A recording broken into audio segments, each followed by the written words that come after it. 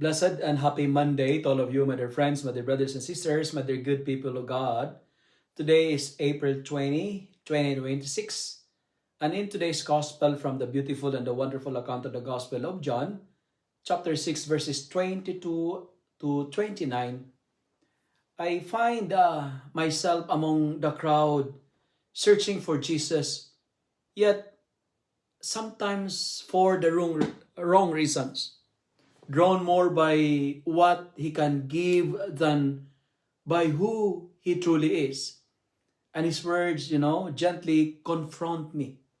Father Jack, do not work for food that perishes, but for the food that endures for eternal life.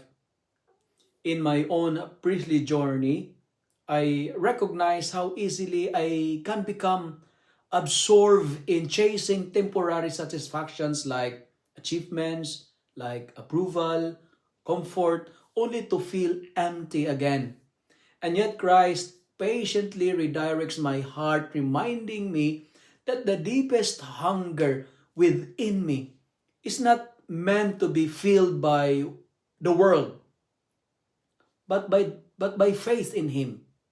He reveals that the true work God asks of me is not endless striving, but believing, trusting in His presence, anchoring my life in His love, and allowing that faith to shape every decision, every struggle, and every hope I carry.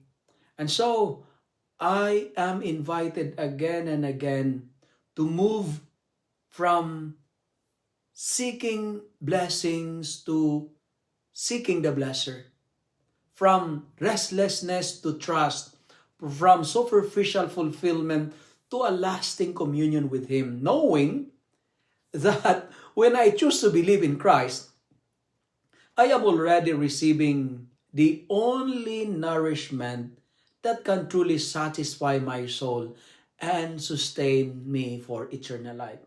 My dear friends, Jesus is the food that never fades. Chase what is eternal, not what is temporary. If you love and like this reflection, kindly share it with your friends, share it with your family, make the Word of God viral so that many will be blessed. Amen.